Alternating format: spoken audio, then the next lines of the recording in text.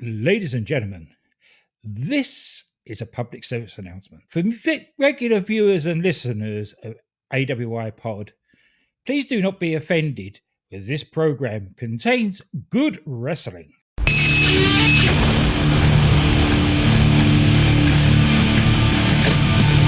my life in the box in front of me. Taking talk in my arms is the soul of me. You walk by, ask to see me laying face down.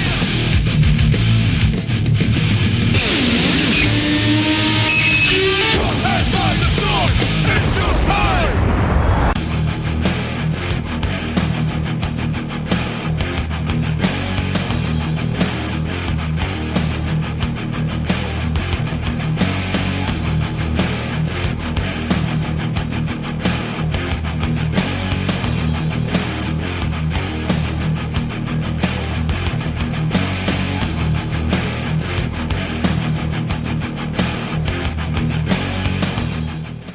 Welcome, ladies and gentlemen, to the 5th episode. I put episode 4, but this is in fact the 5th episode of Warring to Attitude. I am your host, Brent Biles, and as always, from across the ocean and from the future, he is the disco dancing, ballroom brawling, dynamite stretching, intercontinental playboy. Folks, he's more over than pissing and moaning about wrestling on the internet.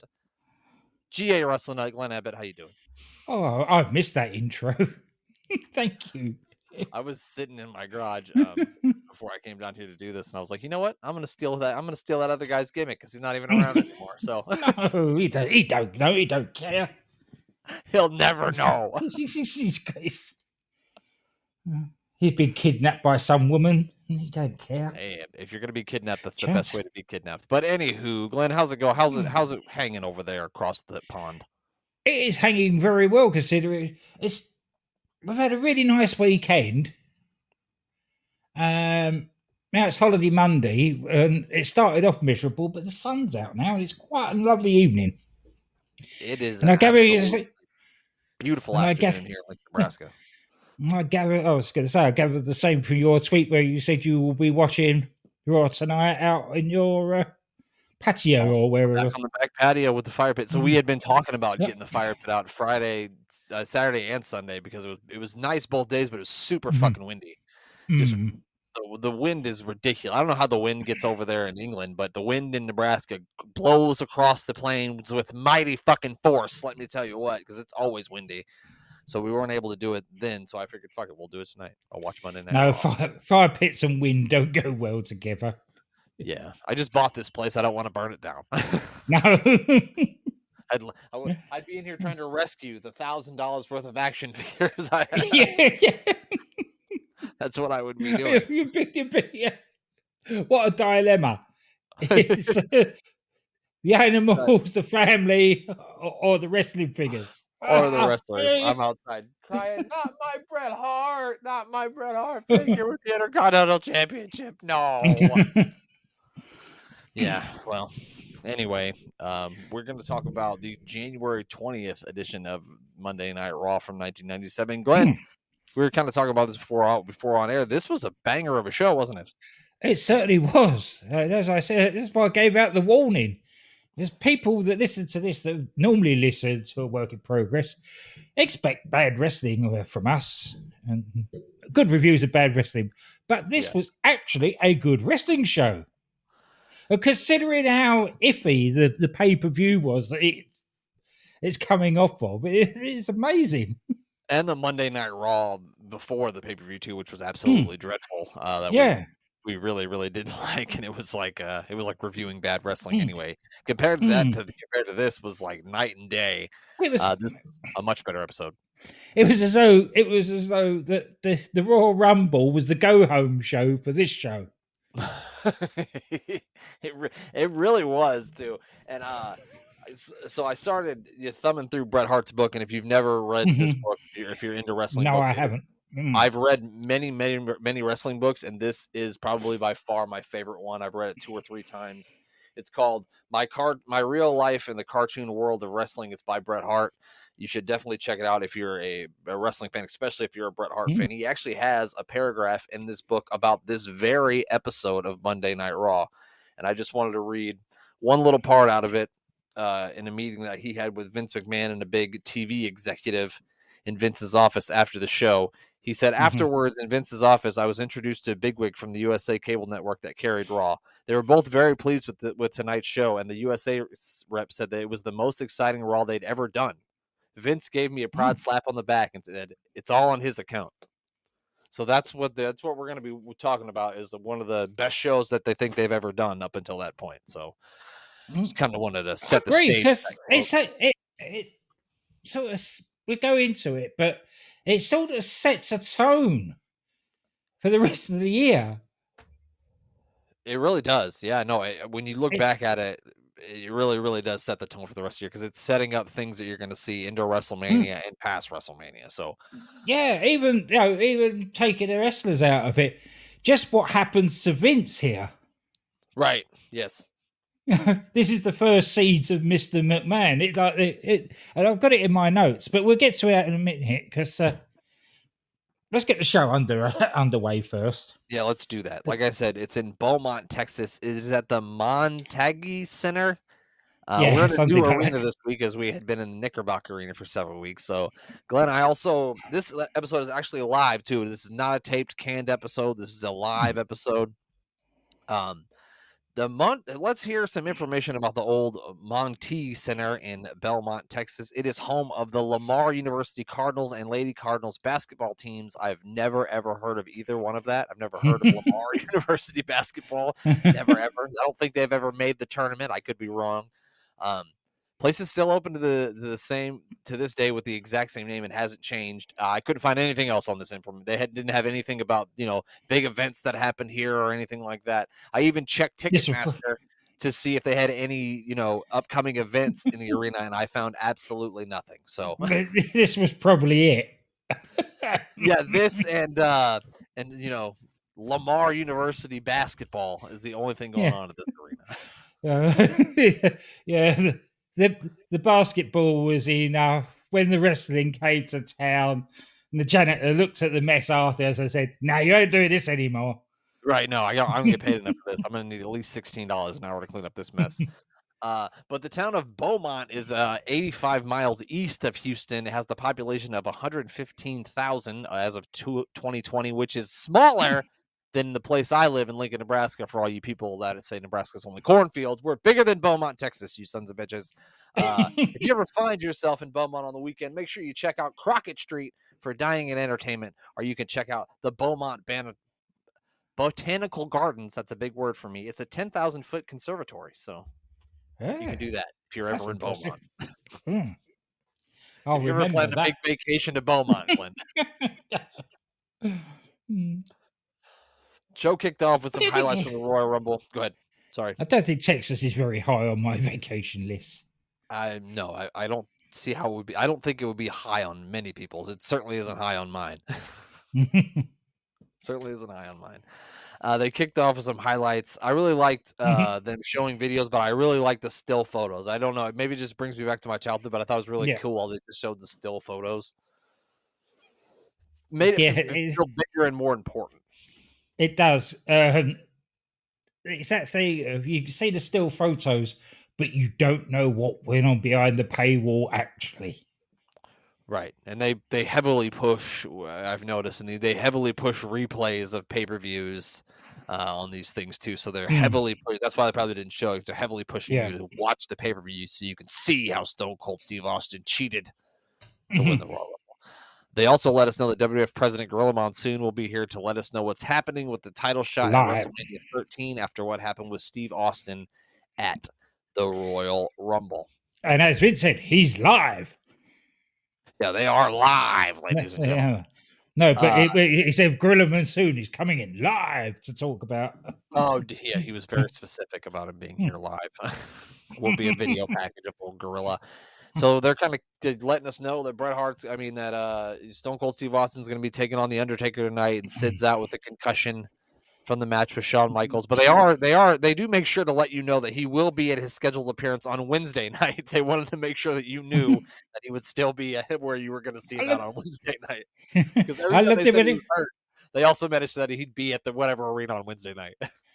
I love JR during this when they showed the clip where this of Shawn Michaels winning that match, and he says a pinch of poetic justice and sweet chin music.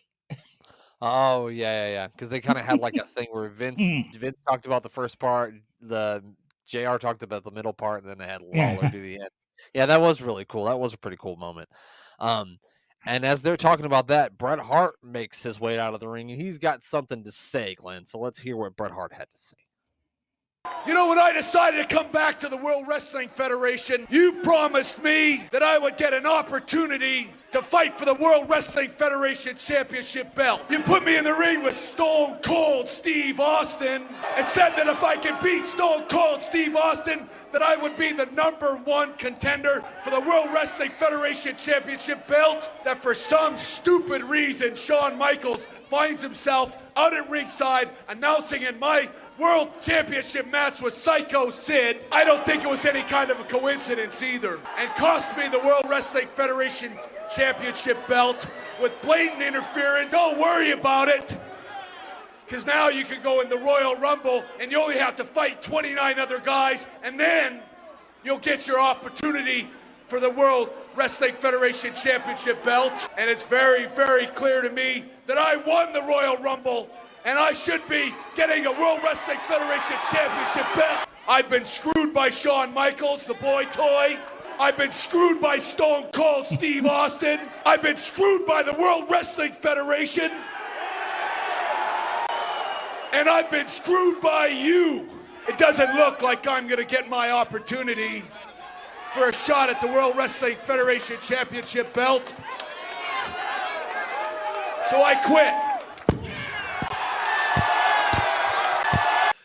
The only thing, as I listen to it now, he said belt like 17 times.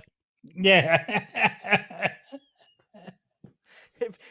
If you're at home listening and you have a drink in your hand, take a drink every time Bret Hart says belt in that promo. You're going to need a few more Yeah, drinks. take a belt every time he says belt. Yeah. But it's, as we alluded to, it's great that this whole time he's talking straight at Vince. Yep. Now, this is a lot of there have been a lot of people this time, both at home and in that arena, going, "Why is he talking to the guy that does the commentary?" Right. What does he have to do with anything? Yeah, exactly. There had to be at least a couple people at home. Yeah. Bret then leaves through the crowd as Vince tries to talk him out of it. This brings Stone Cold Steve Austin out to the ring, and he's trying to talk for a little while without the microphone working, and then threatens to whoop the person's ass if they don't get him a piece of equipment that works, which was amazing. Yeah.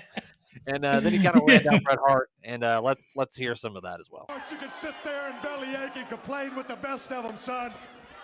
Ever since you came back, you ain't done nothing but cry.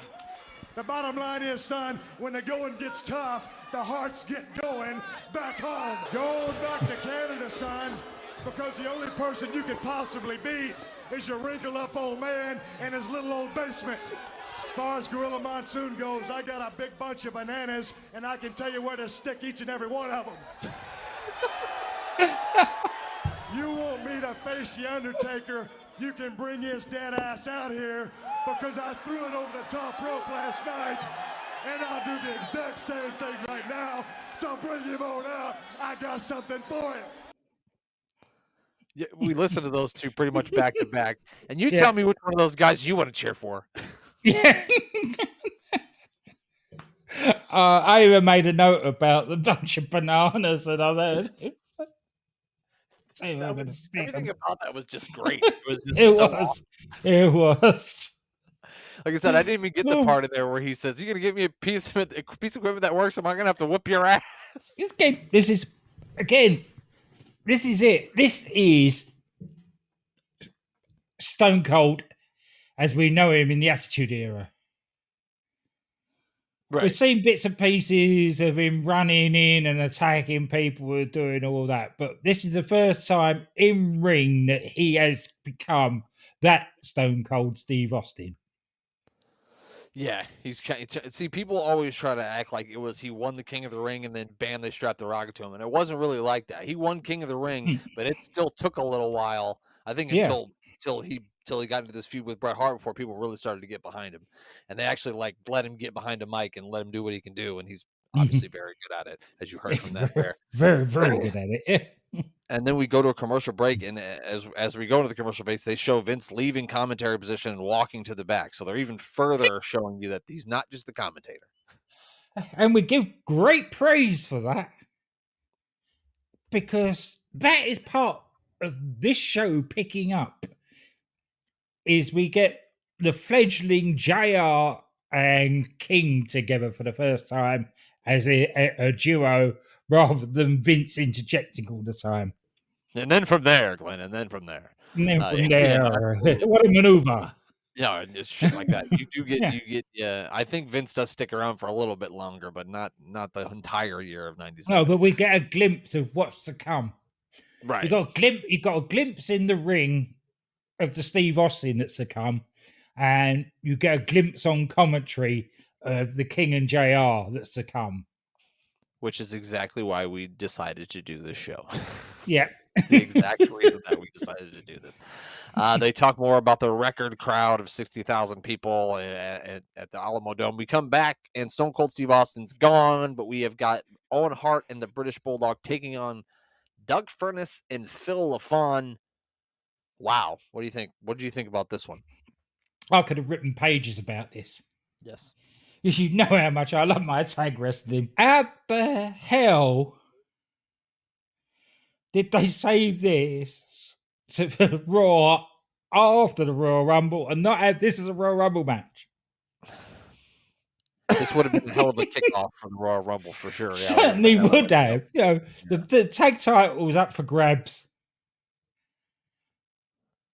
LaFon and Furnas and LaFon against Owen and the Bulldog. What a match that would have been. Give them 20 minutes at the start of the Royal Rumble. And I guess you could say the reason why they wouldn't do that is because people don't really know who Furnas and LaFon are. But I feel like even watching this match, if you would have gave these guys 20 minutes, by 10 minutes, everybody in the crowd would have been into it because of how hard-hitting and physical it was going to be. I think, a few wouldn't, but a lot of the diehard wrestling fans, the ones, basically the people that you're looking to as your core audience at that time, the ones that bought Wrestling Illustrated and all the magazines and everything, they knew who Furnas and LaFon were. They knew how big they were in Japan. They knew how big acquisition they was for the WWF. And while the internet was in its infancy in 1997, there were still message boards and chat rooms where I'm sure people tape traded and discuss shit. So you're probably right. A lot more probably would have known than I probably gave him credit for. During the commentary on this, though, it was more like they really didn't call the match all that much. JR did a couple times, but they were mostly talking about Bret Hart quitting and everything that's going on.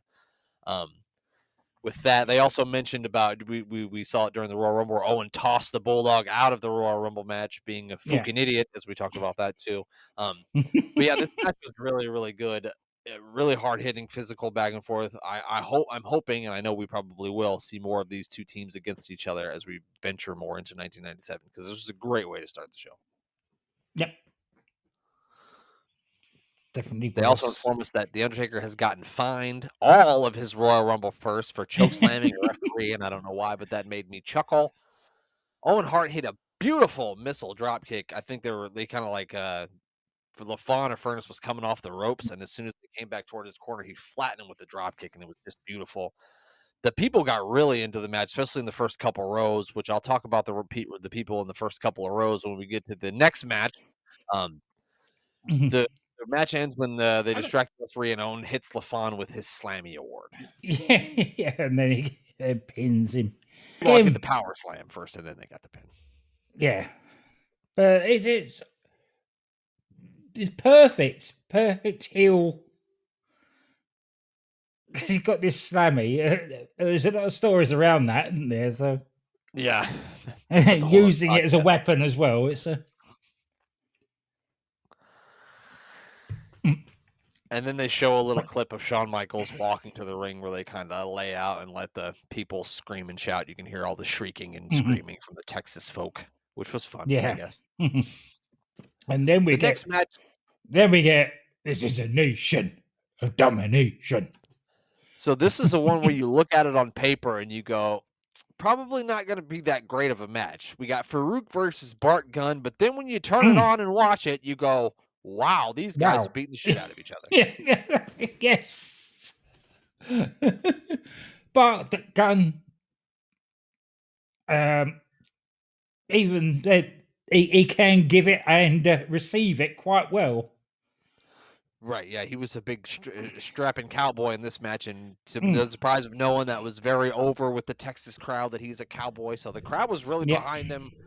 There were, a couple of rows of. Yeah, there were a couple of rows. What'd you say? Plus, they're really against Farouk anyway.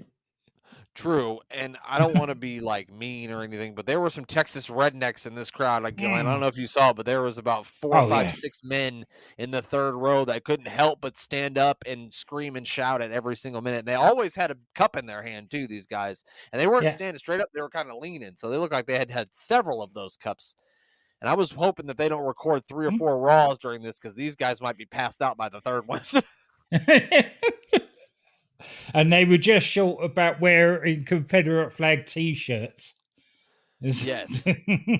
They seem to be giving a lot of grief to Clarence Mason during the first match and a lot of grief to the White Rappers during the second match. Yeah. Which they are the heels, so I guess that's what they were supposed to do. They also showed like a clip of Ahmed Johnson putting that Nation member through the table, but it was like a behind shot, and literally all we got to see was Ahmed Johnson's ass. That was it. That's it, yeah. A whole lot of Ahmed ass is all we got to see. Yeah, I got a more brutal view of it in the pay-per-view. But again, that's it. If you want to see the proper view of it, buy the pay-per-view.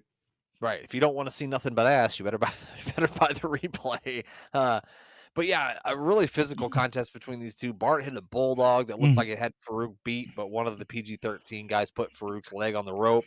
By that time, the big Texan had enough and just started knocking out motherfuckers.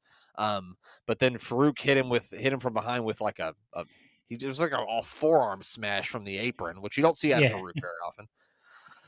And then crushed gently, very gently, placed Bart back in the ring. Farouk had a vicious look. I love that because he was going to do something brutal to him, and then he looked and saw the referee just sort of standing there glaring at him. So he just sort of gently placed him back into the ring. Look, I'm just helping him. Hey, so what do you mean? I'm just a lumberjack. Yeah. But yeah, you got any other notes you wanted to talk about during this match? It was a really good one. No, my notes were it was because again, I could have written pages on it, but Farouk wins again with major interference. As one should when he has a nation. Yes, exactly. A nation of domination. They are the nation. Sorry, I was going to break into a song, but I guess I won't. Sorry, I've done that.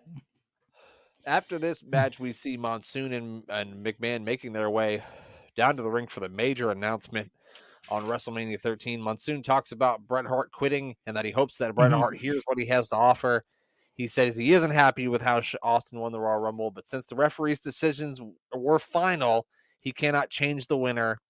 But if Austin thinks his tainted victory is going to get him a title shot at WrestleMania, he's got another thing coming.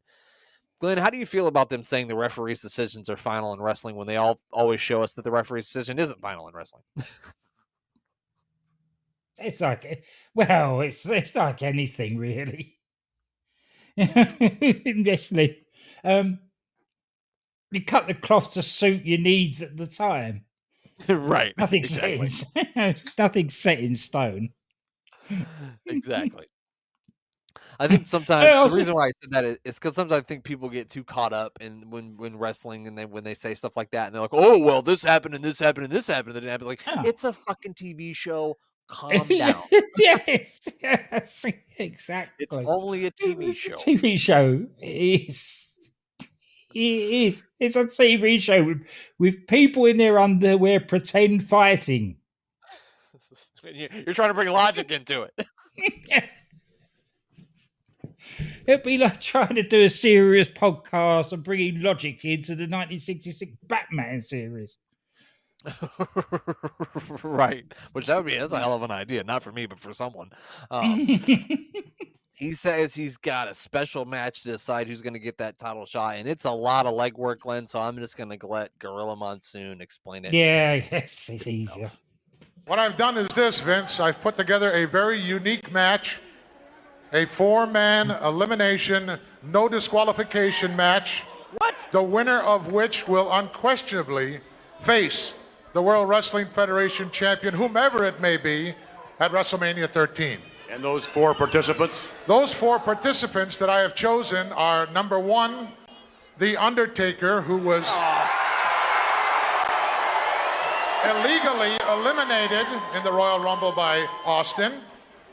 Number 2, Vader, who was also illegally eliminated by Stone Cold in the Royal Rumble. Number 3, if he accepts, Bret the Hitman Hart, also illegally eliminated by Stone Cold Steve Austin. And of course, the man who got the tainted victory at the Royal Rumble, Stone Cold Steve Austin himself. And the winner of that match, that very unique match, will unquestionably face whomever the reigning champion at WrestleMania 13 is. So there you have it. Who does he think the champion's gonna be? He doesn't. You've got all the 4 top contenders fighting for the number 1 contendership. Who's Sid gonna lose to in the meantime? Well, Sean's the champion right now, so. Oh, of course, yeah. Oh, of course, yeah. So, if there's a rematch between him and Sid. Sorry, I do think that, I've blanked it. I've blanked the Rumble they from are my mind. promoting one in February where Sid will take on Shawn Michaels, but we'll get to that because it does not happen. If you know the year of 1997, you know what happens. Somebody's going to lose their smile, which we'll talk about that in a couple weeks. This announcement, of course, doesn't make Steve Austin very happy, who comes out to the ring to protest, asking Gorilla Monsoon if they have instant replay in WWF. He then calls Monsoon a jackass, among other things, which brought Bret Hart back, who agrees to the match and says, we don't have to wait till February, and him and Austin just start brawling in the aisleway. I think that Bret, he must have, God knows where he went, because he climbed over the barrier and walked up through the crowd as he resigned. Yeah. And then he's come back exactly the same way. Right. Did he just go to the bathroom for a while? I don't understand. Where'd he come from? Yeah. Concession stand. Went and bought himself an ice cream. Yeah, he went to have an ice cream. He was sorry. He's sorry he has to quit, but he's going to have some ice cream. Ice cream's got to be big in Canada, right? Who doesn't like ice cream? Oh, yeah. Besides me. Ice cream's big everywhere. Yeah, it's got to be. That's true. After the commercial, the Undertaker starts making his way out to the ring for his match with Austin. Bret Hart is still kind of standing at ringside, and the Undertaker just takes this opportunity just to punch Bret Hart right in the face. It's great. It's great. And then they just start fighting, which I just thought that was great. The Undertaker's like, well, you're standing here. I might as well punch you. And then, of course, Austin's not going to stand around while there's a brawl going on, so he gets involved. Absolutely, he's not going to do that. So yeah, then him and the Undertaker start fighting, and then the match gets underway. They inform us that the Undertaker is working with some cracked ribs, and I do believe that that's a shoot. I think he was really working with some broken ribs at this point. Which, if you ever just bruised your ribs, just to breathe hurts. So imagine jumping off the top rope or taking bumps with cracked ribs. Cracked ribs, you can't breathe or anything. Yeah. Just if your ribs are bruised, it's hard to breathe. Yeah. No, he was probably well strapped up there. Yeah, I've heard some stories of him strapping a flap jacket onto himself and going out to the ring because he's got some broken ribs and we're in some hard times right now. And so I can't really take any fucking time off. He just, a real man's man, Mark Calloway. It had me laughing during this match. I love the man. I love the man to bits, but he's an idiot. He's fucking crazy, is what he is. He's fucking institutionalized. Total crazy. Before anybody gets upset, I have said that to his face. I have been brave enough to say that to his face. I'm sure he knows that. I'm sure he's already aware of Yeah, that. yeah. I'm sure he knows. He's not surprised. He had Michelle telling him all the time. Right. Yeah, the funny thing during this match was that the King keeps screaming to Austin, "Work on the ribs! Work on the ribs!" I think even one point he got up from the commentary position and got up to the apron and started screaming at him to work on the ribs, which I thought he was really did. funny. Yeah, I thought he was going to get in there and start punching his ribs himself. Right. He was one step short of that. You're right. He was. Uh, He had more to do in that match than he did in the Royal Rumble. That's true. He did more in that match than he did in that tag team match we saw him do with Triple H, Goldust, and Wildman that I'd like to forget. Yeah, that's true. Yeah. Think about that show, Glenn, and think about this one. This show was 10 stars compared to that shit. It was. 10 stars. It's also interesting to me, like, if you go back to, like, how Austin wrestled and worked before what happens to him, later in the year 1997 incident, he moves in, like, a totally different way. He's He almost does. like a totally different wrestler. He still is a brawler, but he's not just brawling. Like, with the Attitude Era, he became just a brawler. But in this, it's just the way he moves around the ring. It was just it was just different for me to see because I'm so used to the Attitude Era stuff when he just looks stiff as compared to what he looks like in this match. Yeah, he looked lithe. He does knee drops. He does elbow drops. He punches. The whole thing. It's a shame he got injured like he did. Otherwise, they would have been a totally different Steve Austin. Not character wise, but actually match quality wise. In the ring rise, he wouldn't have had to do so many no DQ matches. He wouldn't have had to have so much of the nonsense and the gaga in the matches if he would have been able to work like he did, in WCW in the early days of WWE, because he could really go, and you saw it in this match. They also cut during this into a pull apart between Vader and Bret Hart. So apparently Bret Hart has just fought everyone this evening. Maybe that's what he was doing. He was just wandering the halls of the Beaumont Arena, just fighting everyone. Look, punching people. He's working on his aggressions, I guess. That's probably why the Undertaker went out there and just punched him in the face. Somebody said he beating everybody up. Go punch him. Somebody's got to do something about this. Please get out there and just hit him. The match ends in a DQ, and Vader comes from the back, hits the ring. Of course. Yeah, had to. So one of these matches had to end in a DQ, didn't it? Yeah, but this is perfectly fine. Yeah, no, I'm not complaining. Because you've got all these people that are going to be involved and all got grievances of each other, and the management for putting them in this position. Right. So it's obvious that they're all going to take out their aggression on one another. And they did a pretty long brawl between the four guys. Bret comes out, obviously, to join the fray because he's been punching people all night, so why wouldn't he punch these people too? And they did like a good 5-6 minute brawl between the four guys to end the show, which I really enjoyed. I've seen this 4-way match before, and I know that it's really, really good. And so I'm very excited for the build for this. And this was an incredible episode of Raw and a great ending. It was. And it was a logical ending. It wasn't a DQ just for the sake of a DQ. Like I say, you had four guys that were going to all had grievances with one another, all caused by Gorilla Monsoon. Right, and they already had grievances with each other before. Yeah, now they've just, because, Vader and Undertaker were already feuding, and Austin and Bret were already feuding, and now you've just thrown these feuds in sort of like a tornado effect of feudery.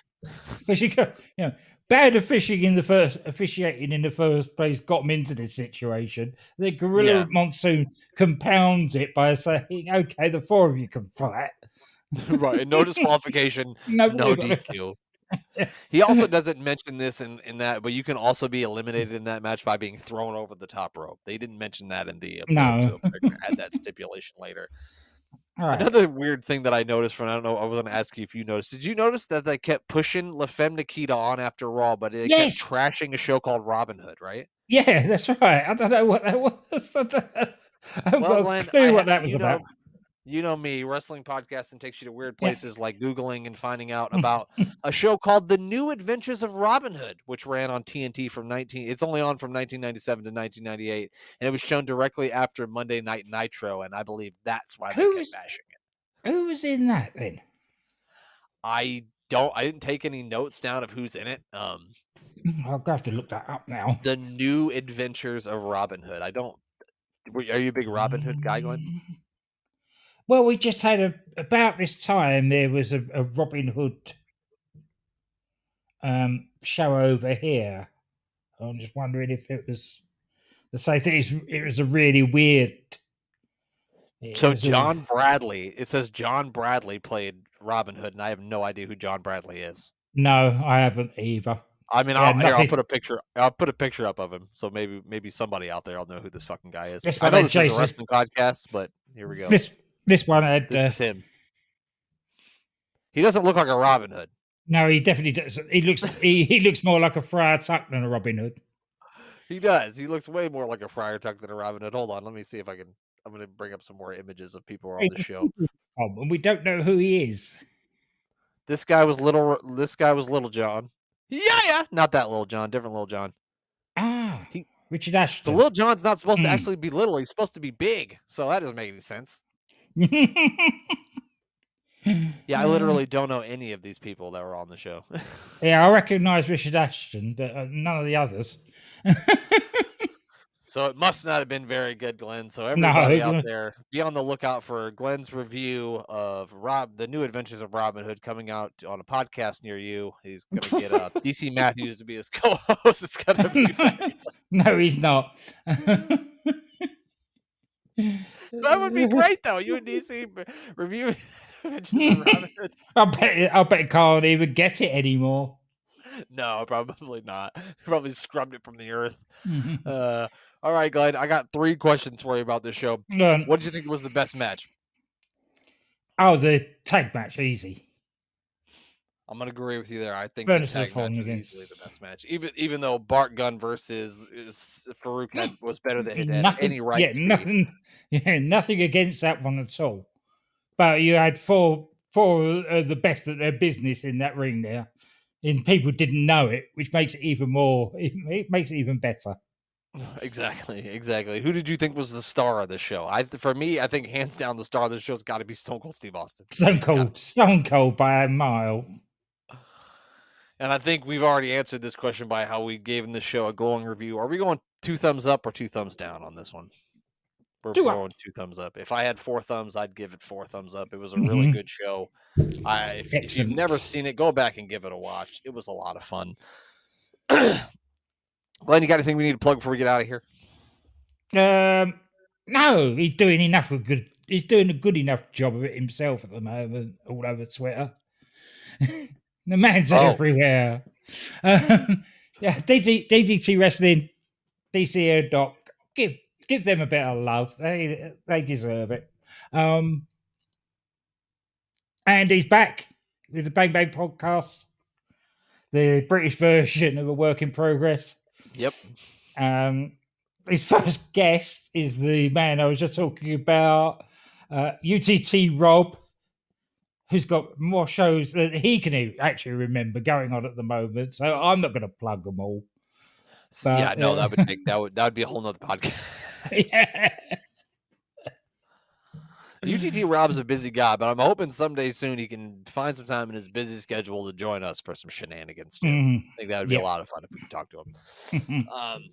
Make sure you follow our buddy, our co-host, the mayor of Canton, on Twitter, and make sure you check out A Meal with the Mayor. It is every Wednesday. We got it for sure right this time. Me and Glenn also have a WrestleMania review where we talked about WrestleMania, the WWE sale, all the Crybaby wrestling fans, and much, much more. If you haven't listened to that yet, make sure you check it out. And as always, make sure you check out SportsWire Radio and give our buddy Thomas Price a follow at Thomas Price 2017.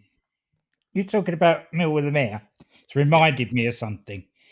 If you've got a couple of minutes each day and you have access to YouTube, check out Mike Crockett.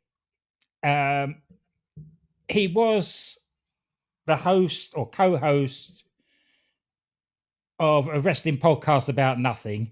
Ex-referee, Well, he still says he's a referee on hiatus.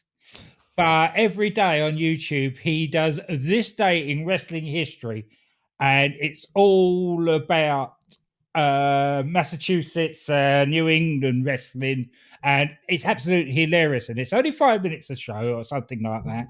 Just give him a check out and give him a like, subscribe, and really funny guy. I'm trying to hope we can get him on here as well at some point. That would be great. Yeah, I follow him on Twitter. I always retweet that when I see, because he puts it on Twitter too, and it's a shorter version. I think it's only like a minute or 60 seconds, something like that. Yeah. So definitely give him a follow. That stuff always is funny. Chaotic Wrestling is what he used to work for, right? That's right. Yeah. Okay, so I thought. But yeah, give him a follow. Make sure you check that out. Make sure you check out us on YouTube if you don't already. Give us a subscribe. And I think we plugged everything we need to plug, didn't we? I think we have. That's it. That's it. We got nothing else to plug. Everybody, enjoy your week. Bye.